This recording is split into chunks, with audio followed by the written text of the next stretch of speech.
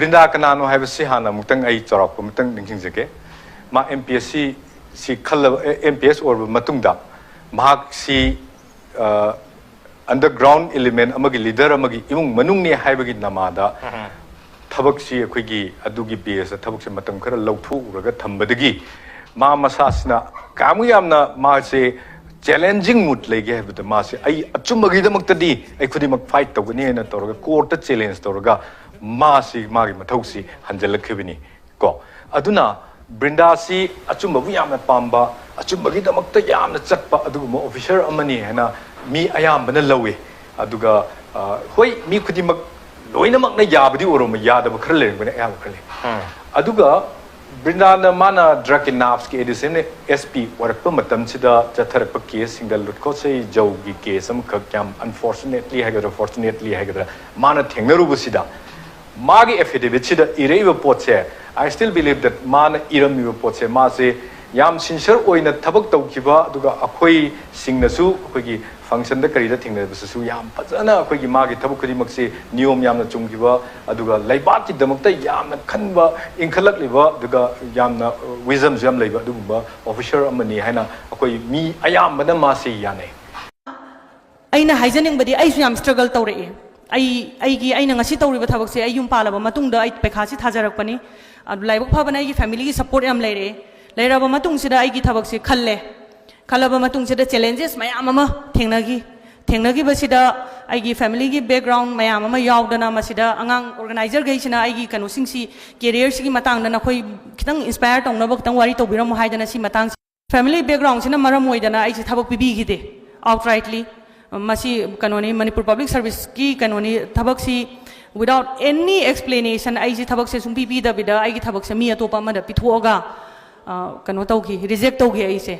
tawbasida then I went to the Supreme Court of India Supreme Court ta chalaba matung jida High Court ta thadaraga sarkar na nampuda sarkar da gi thabak se lawbane lawraba matung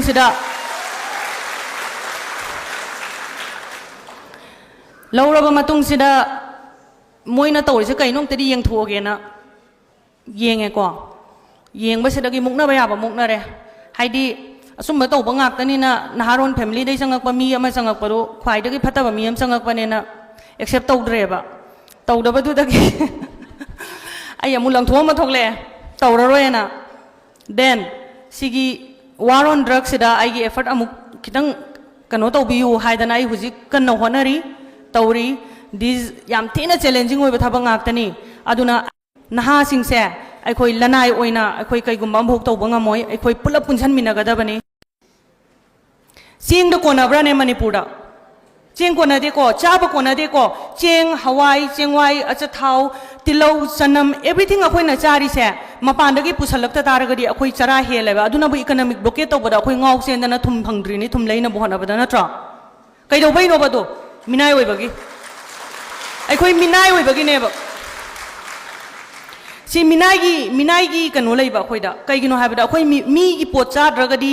asida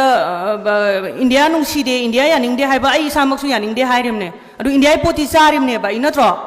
minai gi wakhalon chen bai se adu si chen da ba ya bra ba chen da ba ya ya ba si chen da ba ya ya ba kaigino habada ai gi pothok puthok pa ma changi khunai ma chawkhat ba haiba se ma gi pothok puthoi ba puthok si puthok pa gi chang at the same time pothok puthoi ba labor mayam do adu organize to rokana ma chawkhat pa ching doi ne si gi organize to dori ba labor force e kana na no youth na pi doi ne ba pull up akhoi gi entire generation se akhoi amukta ngasi gi Manipur da lai ba khudong thiba se ngasi dagi hena khudong thiba se drug ta gi Manipur gi history da lai gi tri thajabi bra ngasi lebi ba hujik Manipur gi state se sida drug ta gi lai ba threat se sida gi hena chaw ba se at any point of time in the history of Manipur akhoi lai tri bane akhoi kai dog da ge sine as a youth maramdi akhoi gi health lai traba matamda naha lai traba matamda akhoi gi lebak se kanana no inherit ta hokdois mokhoi sida du gi protection piraga yam saw political factor me ama lai gre adu ai mafam sida nai na roi na pothok puthoraktrabani na akhoi mipan tang ba hele mipan thang ba helabani na akhoi minai gi punsirol du da sum changchalaga akhoi masen hatok na bagi aduna pumnamak ta disintegrate tawra abani na akhoi si ngasi lawless oiba system sida akhoi na trust leitaba establishment ta trust leitaba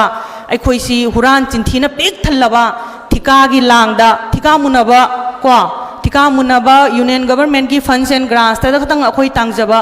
pura adugi minai nai thangi punsirol da tangba mioi kanglup amane ba ngasi akhoi na oire ise.